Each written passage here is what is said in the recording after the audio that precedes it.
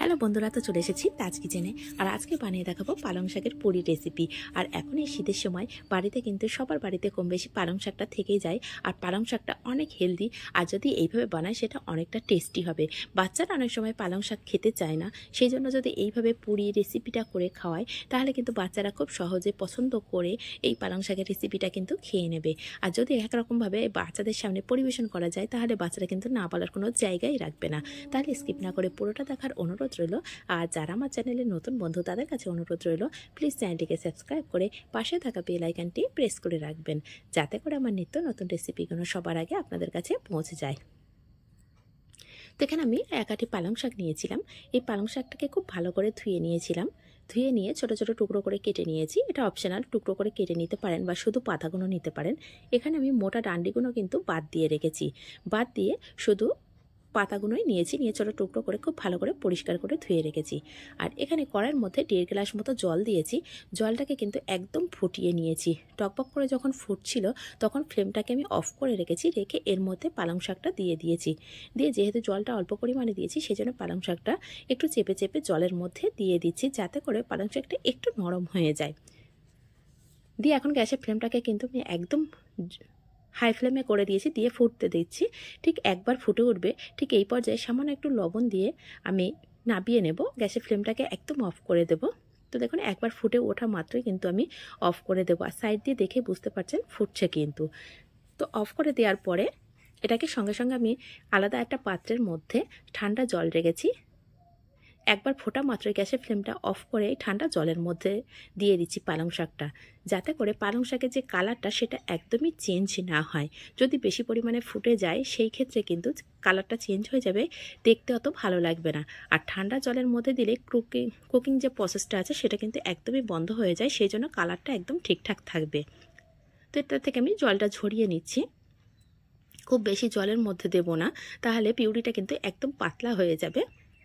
তো জলটা ঝরিয়ে নিয়ে এখানে একটি মিক্সি জার নিয়েছি। এই মিক্সি জারের মধ্যে দিয়ে দিলাম পালং শাকটা। এর মধ্যে দিয়ে দেব কিছুটা ধনে পাতা, 2টো কাঁচা লঙ্কা, কিছুটা রসুন আর একটু আদা। তো রসুনটা অপশনাল, আপনারা যদি খেতে না চান সেক্ষেত্রে কিন্তু স্কিপ করে যেতে পারেন। আর লঙ্কাটা অবশ্যই পরিমাণ বুঝে দেবেন, বাড়িতে বাচ্চারা থাকলে সে যেমন লঙ্কা খায় সেই বুঝে দিতে হবে। আর এখানে দিয়ে দিলাম হাফ চামচ মৌরি। মৌরিটা দেওয়ার জন্য কিন্তু একটা অন্যরকম ফ্লেভার আসবে। আর দিয়ে দিলাম স্বাদ অনুযায়ী লবণ, হাফ চামচ জিরে গুঁড়ো, আর দিয়ে দিলাম সামান্য পরিমাণে হিং। দিয়ে এইগুলো সব কিছু একসঙ্গে একটা পেস্ট বানিয়ে নেব। তো দেখুন কালারটা কতটা সুন্দর এসেছে। যদি এটা বেশিক্ষণ ধরে কুক করা হতো সেক্ষেত্রে কিন্তু কালারটা একদমই চেঞ্জ হয়ে যেত, সেক্ষেত্রে দেখতে ভালো লাগতো না। আর এখন কিন্তু কালারটা অনেকটা সুন্দর লাগছে। তো এদিকে একটি পাত্র নিয়ে নিয়েছি, তার মধ্যে আমি 3 কাপ ময়দা ব্যবহার করেছি। ময়দাটা আপনাদের পরিমাণ অনুযায়ী ব্যবহার করতে পারেন। আর দিয়ে দিলাম 2 চামচ সুজি, 3 চামচ বেসন। এতে করে পুরিটা অনেকক্ষণ ধরে খাস্তা থাকবে, আর যে ফুলে যাবে তখন কিন্তু এই ফোলা ভাবটা কিন্তু নরম হবে না সহজে, সেই জন্য কিন্তু সুজিটা দেওয়া হয়েছে। সুজি আর বেসন ছাড়াও কিন্তু এই পুরিটা খুব সহজেই বানিয়ে নিতে পারেন। দিয়ে দিলাম 2 চামচ তেল, আর এখানে দিয়ে দিলাম একটা ডিম। এই পালং শাকের পুরি কিন্তু অনেকটাই তেল অ্যাবসর্ব করে, সেই জন্য একটা ডিম দিয়ে দিলে কিন্তু একদম তেলে অ্যাবসর্ব করবে না, একদম শুকনো শুকনো হয়ে যাবে। আর দিয়ে দিলাম স্বাদ অনুযায়ী লবণ। তো সব উপকরণগুলো একটু ভালো করে মিশিয়ে নেব। মিশিয়ে নেওয়ার পরে আমি যে পিউরিটা রেডি করে রেখেছিলাম সেই পিউরিটা দিয়ে আটাটা আমি মেখে নেব। আর এখানে বলে রাখি, এখানে ময়দার পরিবর্তে কিন্তু আটাও ব্যবহার করতে পারেন, তো আমি এখানে ময়দা ব্যবহার করেছি। তো এখানে সমস্ত পিউরিটা নিয়ে নিচ্ছি। আর পিউরির মধ্যে কিন্তু আমি কোনো জল ব্যবহার করিনি, দেখে বুঝতে পারছেন কতটা ঘন, আর কালারটা দেখে বুঝতে পারছেন কতটা সুন্দর কালার এসেছে। তো এখানে 2 চামচ, ছোটো চা চামচে 2 চামচ জল নিয়ে এই মিক্সির মধ্যে দিয়ে মিক্সিটাকে ধুয়ে আমি নিয়ে নিয়েছি। এই মাখাটা পুরো রেডি হয়ে গেছে, আমার কোনো বাড়তি জল লাগেনি। তো মাখাটা আমার রেডি হয়ে গেছে, একটা ডো রেডি করে নিয়েছি। এর মধ্যে সামান্য 2-1 ফোঁটা তেল দেব। তেল দিয়ে এটাকে আমি 15 থেকে 20 মিনিট রেস্টে রেখে দেবো। হাতে যদি বেশি সময় থাকে সেক্ষেত্রে বেশিক্ষণ টাইম ধরে রাখলে খুব ভালো হয়। তো আমার হাতে অল্প সময় আছে, সেই জন্য আমি তাড়াতাড়ি করে 10 থেকে 15 মিনিট রেস্টে রেখে দিয়েছিলাম।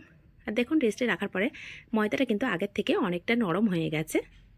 তো এটাকে আরও 1 থেকে 1.5 মিনিট মতো আমি মেখে নিয়েছি। নিয়ে দেখুন কতটা সুন্দরভাবে সফট হয়ে গেছে এটা। তো এটা থেকে আমি ছোটো ছোটো করে লেচি কেটে নেব। যে যেমন সাইজের পুরি করবেন সেই সাইজে লেচি কেটে নিতে হবে। তো আমি এখানে একটি লেচি নিয়েছি, নিয়ে যেটার মধ্যে বেলবো তার মধ্যে সামান্য তেল দিয়ে নিলাম, আর যে বেলুনটা নিয়েছি তার মধ্যে সামান্য তেল দিয়ে ভালো করে একটু বেলে নিচ্ছি। আর পুরিটা খেয়াল রাখতে হবে সব সাইডে যেন সমান বেলা হয়, যেন কোনো সাইডে মোটা কোনো সাইডে পাতলা না থাকে, তাহলে কিন্তু খুব বেশি ভালো ফুলবে না। তো দেখুন বেলাটা কিন্তু খুব সহজেই হয়ে যাচ্ছে সামান্য একটু তেল দিয়ে। আর এটা ময়দা দিয়ে না বেলার চেষ্টা করবেন, ময়দা দিয়ে বেললে তেলটা খুব নোংরা হয়ে যায়, সেই জন্য। এখানে ছোট একটা টুকরো দিয়ে দেখলাম, তেলটা আগে থেকে আমি বসিয়ে দিয়েছিলাম সাইডে, তেলটা গরম হয়ে গেছে কিনা। তো টুকরোটা যেটা দিয়েছিলাম ময়দা, সেটা কিন্তু একদম ফুলে গেছে। সেই পর্যায়ে আমি একটি পুরি দিয়ে দিলাম। আর পুরিটা দেখুন এইভাবে একটু চেপে ধরলে কিন্তু খুব সহজে ফুলে যাচ্ছে। আর যে সাইডটা ফুলবে না এইভাবে একটু তেল ছিটিয়ে দিলেই কিন্তু খুব সহজে দেখুন পুরিটা একদম ফুলে যাচ্ছে। আর কালারটা আপনারা আপনাদের নিজেদের পছন্দ মতো করে নেবেন, যে কালার করতে চান পুরির। তো এটা হালকাটা কালার করে নিয়েছি, নিয়ে আরেকটা সাইডও ঠিক এইভাবে ভাজা করে নেব। আর এটা যে কালার করে নিয়েছি এটা কিন্তু অনেকক্ষণ ধরে এই ফোলা ভাব থাকবে, সহজে কিন্তু নরম হয়ে যাবে না। আমরা সাধারণত পুরি করি কিছুক্ষণ পরে একদম নরম হয়ে যায়, ফোলা ভাবটা থাকে না। এই সুজি আর বেসন দেওয়ার জন্য কিন্তু এই ফোলা ভাবটা অনেকক্ষণ ধরেই থাকবে।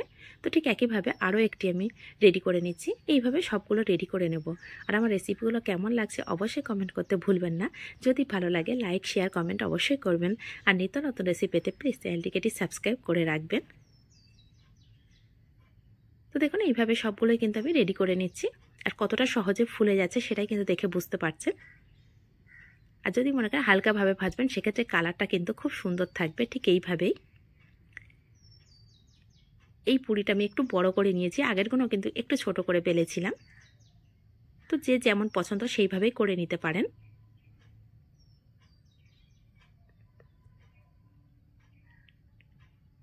তো সবগুলো একসাথে নিয়ে আমি আপনাদেরকে সার্ভ করে দেখাবো। আর দেখুন আগের পুরিগুলো কতটা সুন্দরভাবে ফুলে আছে সেটা দেখেই বুঝতে পারছেন। তো আমি সার্ভ করলাম এখানে একটা সবজি দিয়ে, যদি সবজিও না থাকে পাশে কোনো, এটা শুধু খেতেও অনেক টেস্ট লাগবে। যেহেতু এর মধ্যে কিছুটা মশলা রয়েছে সেই জন্য এই পুরিটা কিন্তু শুধু খাওয়া যাবে। হাতের কাছে যদি কিছু না থাকে শুধু খেয়ে নিতেও পারবেন। তাহলে কেমন হচ্ছে রেসিপিগুলো অবশ্যই কিন্তু জানাবেন। আর এই তরকারিটা দিয়ে সার্ভ করেছি, তরকারিটা আমি আপনাদের সাথে একদিন অন্যদিন শেয়ার করব। এটাও খেতে অসম্ভব মজার হয়। তাহলে স্কিপ না করে পুরোটা দেখেছেন যারা এই পর্যন্ত তাদেরকে অনেক অনেক ধন্যবাদ। আর যারা আমার চ্যানেলটিকে সাবস্ক্রাইব করে রেখেছেন তাদেরকেও অসংখ্য ধন্যবাদ। তাহলে আজ এই পর্যন্ত, আবার আসবো অন্য কোনো রেসিপি নিয়ে। ধন্যবাদ।